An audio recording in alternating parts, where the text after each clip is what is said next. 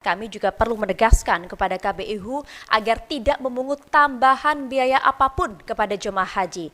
Kami akan menindak tegas oknum-oknum yang melakukan pelanggaran. Jadi mohon tetap jaga kesehatan, perbanyak minum air putih, gunakan pelindung kepala, dan kenakan pakaian yang nyaman. Ikuti arahan dari petugas dan keluar kotor karena memanfaatkan waktu untuk istirahat yang cukup ini dapat dijadikan salah satu kegiatan untuk bisa menjaga energi. Manfaatkan pula fasilitas hotel yang sudah disiapkan dan utamakan ibadah yang wajib. Kami siap membantu kapanpun diperlukan. Mari jaga kebersamaan, saling bantu, dan semoga ibadah haji kita berjalan dengan lancar serta penuh keberkahan. Semoga Allah SWT memudahkan segala ikhtiar kita dan memberikan haji yang mabrur bagi seluruh jamaah. Menteri Koordinator Bidang Perekonomian Erlangga Hartarto memprediksi ekonomi Indonesia di kuartal 1 2026 tumbuh mencapai 5,5%. Ya, hal ini ditopang oleh sejumlah faktor, mulai dari konsumsi rumah tangga hingga penyaluran tunjangan hari raya atau THR. Dalam konferensi pers realisasi investasi triwulan pertama tahun 2026, Menteri Koordinator Bidang Perekonomian Erlangga Hartarto memperkirakan pertumbuhan ekonomi pada triwulan 1 tahun 2026 bisa mencapai di angka 5,5%.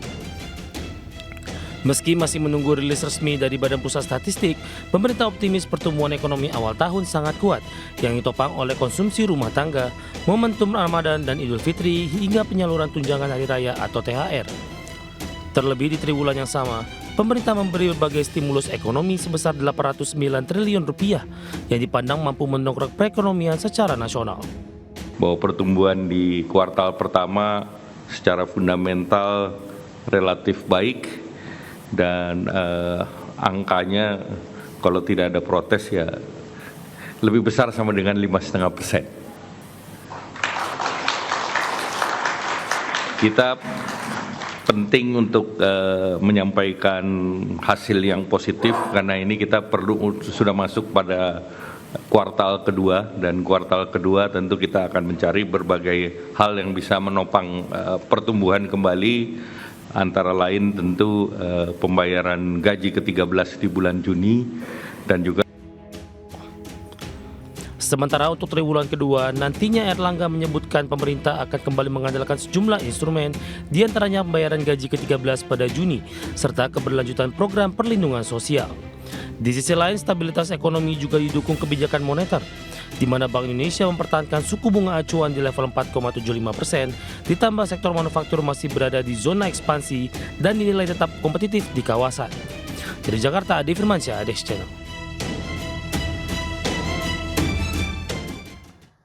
Ya, pemerintah resmi menerbitkan surat keputusan bersama atau SKB 2 Menteri untuk memangkas hambatan perizinan lahan guna mempercepat pasokan rumah subsidi bagi masyarakat berpenghasilan rendah atau MBR.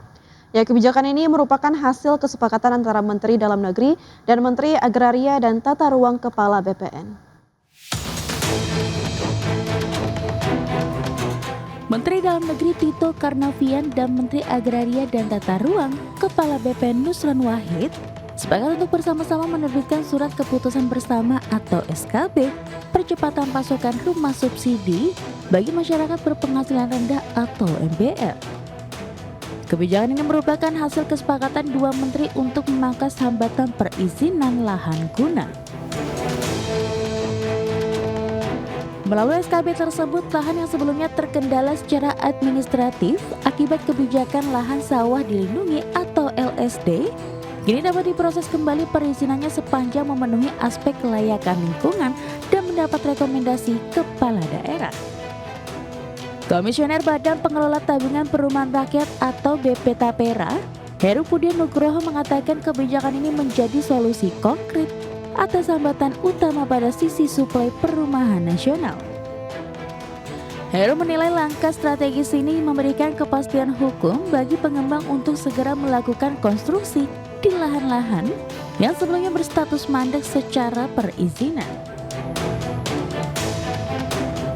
SKB percepatan suplai rumah subsidi ini sekaligus menjadi katalisator untuk mengejar target program pembangunan 3 juta rumah yang menjadi agenda strategis nasional, di mana penyelesaian kendala perizinan diharapkan mampu mengerek volume pasokan rumah subsidi secara signifikan guna merespon tingginya angka backlog hunian di berbagai wilayah Indonesia. Berbagai sumber, IDX Channel. PT Timah Persero Tbk membukukan laba bersih senilai 1,31 triliun rupiah di sepanjang 2025. Ya, raihan ini mencapai 119% dari target yang ditetapkan oleh perseroan, dan sepanjang tahun 2025 pendapatan perseroan naik 6,41% menjadi 11,55 triliun rupiah dari sebelumnya sebesar 10,86 triliun rupiah pada tahun 2024. Peningkatan ini didorong oleh kenaikan harga jual rata-rata logam timah. Dari sisi pos beban, perseroan mencatatkan kenaikan beban pokok pendapatan sebesar 8,41%. Sepanjang tahun 2025 lalu, perseroan terus melakukan upaya efisiensi dan optimalisasi biaya, diantaranya adalah dalam bentuk penurunan fixed cost melalui pengeluaran investasi yang selektif ke investasi penunjang operasi untuk memitigasi kenaikan beban depresiasi dan menjaga stabilitas arus kas.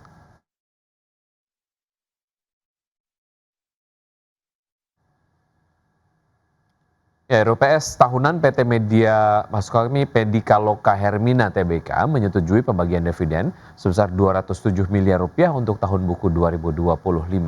Ya, dividen ini setara dengan 48% dari laba bersih yang dibukukan perseroan di sepanjang 2025. Rapat Umum Pemegang Saham Tahunan PT Medika Loka Hermina Tbk menyetujui pembagian dividen sebesar Rp13,5 per saham atau Rp207 miliar dari laba bersih tahun buku 2025.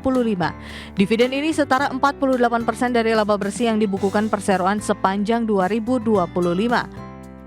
Emiten rumah sakit ini membukukan pertumbuhan pendapatan 6,2% year on year menjadi Rp7,13 triliun dari Rp6,72 triliun pada 2024. Sedangkan laba bersih perseroan tercatat sebesar Rp429,55 miliar atau terkoreksi 19,85% dari laba bersih 2024 sebesar Rp535,94 miliar. Sementara itu untuk tahun 2026 perseroan menargetkan pertumbuhan pendapatan 2 digit dari realisasi 2025. Untuk kinerja bottom line, paling tidak tahun ini perseroan bisa mencatat kinerja pertumbuhan dan diupayakan bisa naik 2 digit. Sementara untuk alokasi belanja modal, perseroan memfokuskan pada kualitas pengembangan. Perseroan menyatakan tahun ini perseroan akan fokus mengutamakan pasien non-BPJS Kesehatan. Berbagai sumber IDX Channel.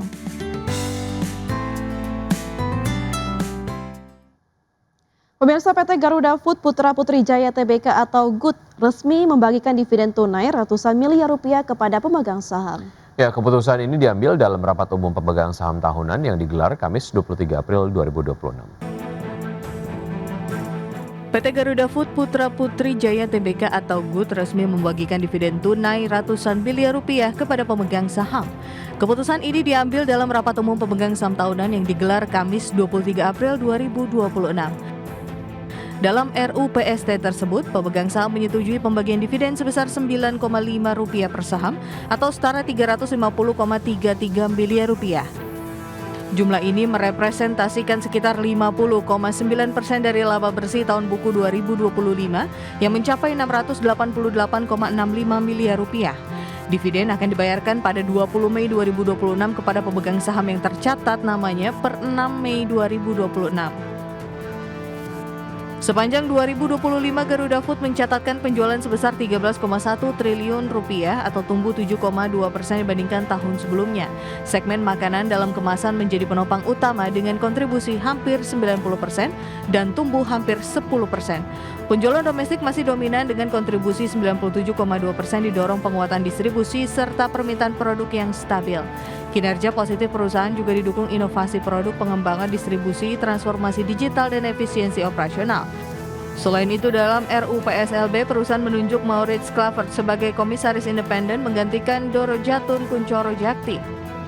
Langkah ini diharapkan memperkuat tata kelola perusahaan dan menjaga daya saing jangka panjang. Berbagai sumber IDX Channel.